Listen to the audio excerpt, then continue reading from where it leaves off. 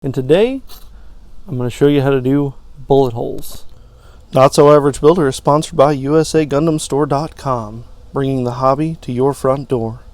Use promo code NOTSOAVERAGE and get 10% off your next order.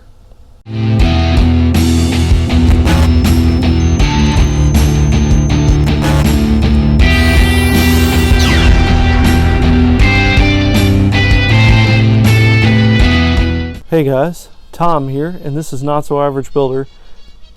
Well, battle damage in general, but bullet holes specifically. And I may throw in a little extra stuff in there, maybe some, chipped edges, broken parts, but that may have to wait until next week's video because I'm going to start on the diorama this week, and there's going to be pieces that may not make the cut as far as a whole piece, so I may end up having to make it look like it's broken in pieces or whatnot. I've got all the stuff for the diorama. I went out and got it this morning, and I'm kind of excited to start this. This will be a project for USA Gundam Store. This was my first sponsored build from them, and as a way to say thank you to them for being awesome, I'm going to build it, paint it, weather it, and I'm going to put it in a diorama, and then I'm going to send the diorama down to USA Gundam Store for them so they can display it as a thank you from my channel to them. So that's something big that's coming to the channel soon. Now you're going to notice too that this video has not come out at the proper time, and I greatly apologize. My whole week got screwed up last week. I thought that I had an extra day off, so I kind of caught up on some me time. Well, it turns out that it wasn't that way. So Saturday would have been my normal day to do stuff. It got taken over by work. So that was frustrating. I was really just kind of upset and not my element. I didn't want to deliver bad content to you guys, so I kind of just took a week off. I did a little work on Monday and Tuesday, but nothing major. Now, another thing you may notice, on a brighter note, something on my shirt. I don't know if you're aware of this or not, but this is my Not So Average Builder merchandise. You can get your own Not So Average merch, and I will have the link down right here on where you can pick that up. Now, this is not a store set up directly by me. It is through Teespring. It's an awesome company that has amazing customer service. I ordered these shirts and I screwed up. I wanted to add my YouTube handle on the back of the shirt. Completely forgot. Was my bad. So I just emailed them and said, hey, is there any way that you can add this on there? And they replied back. They said, if it's within a certain time, let's see if it's in production yet. They got back to me, said it wasn't. They said yes. So they said they couldn't add it on the front of the shirt, which was, again, my bad for not telling them where I wanted it, but they said they could add it on the back. So I was like, dude, this is awesome. This is going to be epic. So long story short, they keep telling me through all our email conversations to let them know when it gets there. So it got there. I opened up the shirts. I was super excited. Still was, either way. And the wording wasn't on the back. Again, my bad. It was awesome that I was able to get these printed out and available for sale to you guys. Well, when I told her that the writing wasn't on the back, but again, it wasn't a big deal, she told me to send a picture of the front and back of both shirts. I did, and she's issued a replacement for those shirts. So here's one thing that I'm going to do. Now, these shirts are in extra large or 2X because I'm a bigger guy. I want to give away one shirt, one of those new shirts, never worn before, coming from Teespring, to you guys. Okay? So if you've watched the video up to this point, you're very well aware of this giveaway. And kudos to you for sticking it out for my rambling on. Thank you. I love you. In a platonic way. Unless you're my fiance, then obviously it's a love way. But I want one of you to comment down below. Now, it is important to mention that I do not have the shirts yet. They issued their replacement, and they should be here within the next week or so, before you decide to enter into this giveaway with your favorite mobile suit. Not favorite series, favorite mobile suit, period. I'm not going to market this as a giveaway, because this is only going to my fan base that watches my stuff religiously. Or not religiously, because it sounds like I'm a cult. I'm not a cult. No, I'm not a cult. I had to think about that. One lucky winner. I'm going to do two. One of them is bigger than the other, obviously. So one lucky winner is going to give a shirt, or get a shirt. And the other one is going to get a sticker. Now I will cover shipping. The only thing that I need you to do is comment down below with your favorite mobile suit. That's it. It's going to be one winner for the shirt, one winner for the stickers. Not your favorite series. Remember, favorite suit. Now let's get back into this. The task at hand, shall we? This is going to be a pretty fun little quick build series on the Alex. I'm going to paint it. I'm going to weather it, like I said. But we're going to cover battle damage. And we're going to kind of go heavy on the battle damage because the way that I want this spent armor to look is that it's completely spent. It's gone, it's wasted, it is absolutely of no use. And I did watch A War in the Pocket and kind of got some ideas on how it shed the armor. There's no way that I could mimic how it shed the armor. It literally like melted off. Sorry for the spoiler if you've not seen it. But I'm going to make it look like it's broken. I'm sure that that's what they were trying to do, is make it look like it was breaking off in the series, but it looked to me more like they were melting it off, like it got so hot because it was spent. I don't know. But without further ado, let's jump right into this. I will stop rambling on. This kit is practically immobile with this Choban armor on. It looks cool, but outside of this pose right here and maybe some arm movement, that's pretty much all you've got. I don't want that. Alright, so what I'm going to do is I'm going to take a Sharpie and I'm going to kind of plot out where I want the holes to be. Now I don't recommend using a Sharpie because it's kind of hard to get these off the plastic, but with as spent as this armor is going to be, I'm not really worried about it. But you're just going to take and kind of put dots in a random location where you think that they would look like they would look good. And you don't have to do this for every single one. You can kind of map out the big ones and just kind of go from there. That's what I ended up doing. I did like 3 or 4 dots on the armor, and then I ended up putting in a couple more later on, and you'll see that.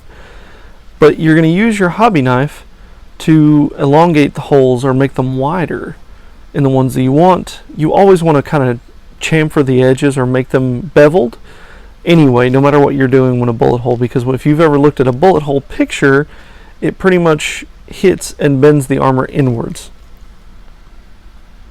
Now you're going to take your piece of armor and you're going to take a pin vise, and you can use pretty much whatever drill bit size you want, because you can make the holes bigger with your hobby knife, but you're just going to drill out the hole.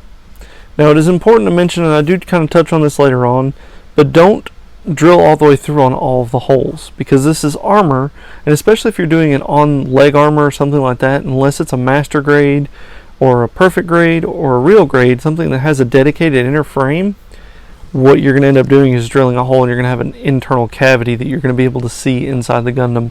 You don't want that. So on a high grade, something that doesn't have an inner frame, I would probably say it's a safer bet to just drill kind of the way through, not all the way, so that way you can kind of mimic bullet holes but not full ones, and you can do some weathering techniques to really make those stand out and make them look like they're all the way through. But you're just going to drill all the way through on this particular one, or that's what I'm doing in this one, and I'll show you what to do next.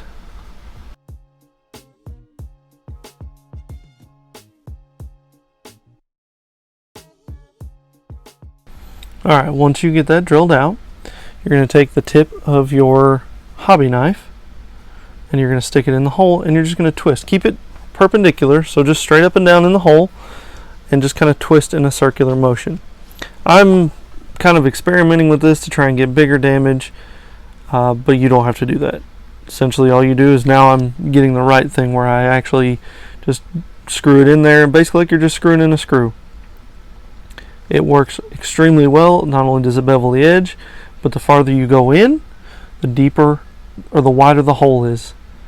And you just keep doing this throughout the whole armor. Just get it started with your pin vise, drill a hole. Even if you do it halfway through and not all the way through, you can still give it that dented appearance. Now comes the fun part. Now you're going to make the little stress indentations or stress breaks or whatever they're called in the armor, and all you're going to do is just cut a V notch out, angle your blade down, put the tip of it in the hole, and cut a V out. And the way it's going to tear out, because the way the plastic's designed, it's going to kind of mimic stress. And these are things that we can really make look good with paint. So it may not look the greatest right now, but I promise you, once paint's on there and you kind of do some detailing on it, it's going to look massively better. And you just kind of go through this, the whole armor, do as many or as little as you want. I will have to say that if you do a lot, it's going to look tacky.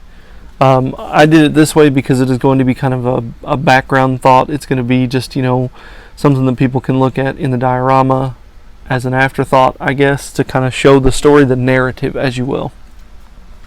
And now you can see I have done most of the arm, and I've done a lot bigger ones, I've done smaller ones, and the not all the way through portion I'm showing you right now.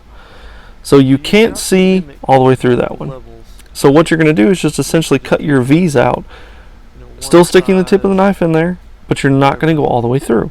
That's just not how this channel works. You're still going to do just like you did with the bigger ones, but it just won't go all the way through the armor.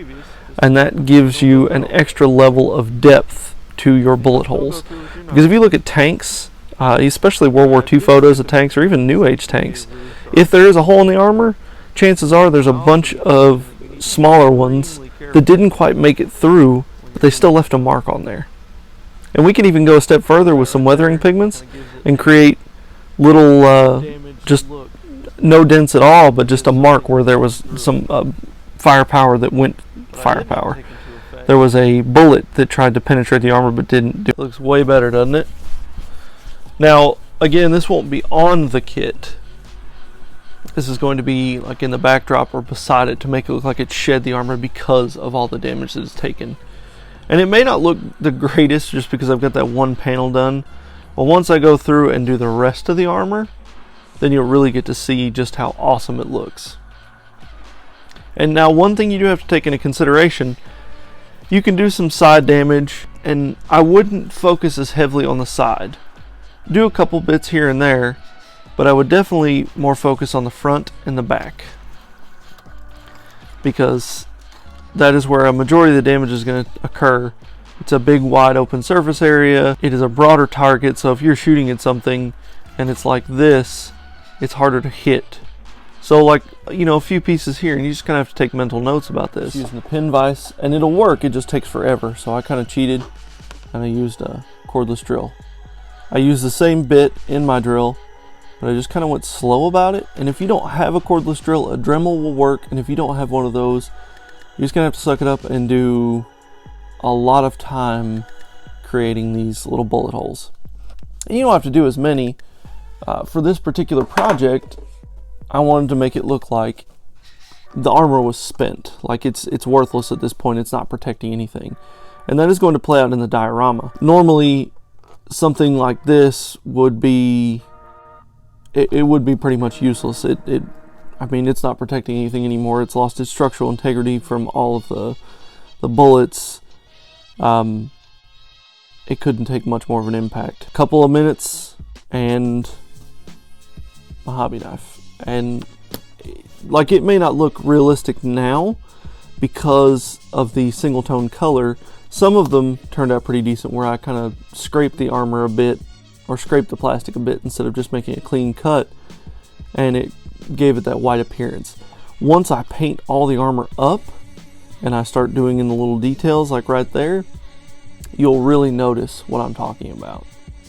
Because this isn't just plain armor color, it's painted just like any other armor. It's steel, so, or I assume it's steel. And if you just left bare steel outside, this thing would look like a rust bucket. That's not what we want. We want it to look closer to the anime. And this color is pretty close to the anime, but I think I'm going to change it up a bit. But these are just some of the techniques you can use. So you can see I did it all on the back. I wasn't as focused on the back as much because, and this is stuff you have to think about when you're adding battle damage. In the anime, he was fighting one Zaku, right? So you're going to try as much, and all of your armor is going to be focused towards the front. Think of tanks. Tanks, they're heavily armored on the front. Towards the back, they're not as armored, because most of the time, the tank is going to be facing the enemy, right? So that's the kind of premise that I went with this. All of the firepower, most of the firepower was focused on the front. The back is going to take some hits because, you know, Zaku's, especially with this armor on, this thing's slow. It's heavy even in plastic form. So I'd imagine in the anime, the weight that this thing carried over. So the Zaku's going to get behind this thing at points. And as far as like, you know, damage goes, it's gonna happen. I'm not really sure how I want to display the armor. I mean, I have a general idea, but I don't know exactly how I want to display it. Whether I want pieces sunken into the mud because of the weight or sunken into the ground, I'm not really sure. I'm gonna kind of play it by ear, but it is simple stuff like that. You can make your kits look absolutely unique. You can do this on regular armor. If you look here, I even broke the piece of the armor off, like a bullet hit and ricocheted and caused that piece of armor to break. I can do that with just about any piece. Like, you can make it look as if things are hit right here, but I would assume that because these ports are open, these are exhaust ports, you're going to want to keep them blocked, and that's what all of this armor's for. You know, you move the arm up, block that in case it ever gets hit. But that's all I've got today. If you have any questions about this or other techniques that I might not have gone through, or if you know a better way to do this, drop a comment down below. If you like this video, give it a thumbs up. And if you haven't already, please consider subscribing. Come see this whole little diorama take shape. This is going to be my first diorama too, so I'm kind of excited and I'm nervous at the same time, but I think it'll be fun. Have a wonderful day. Bye.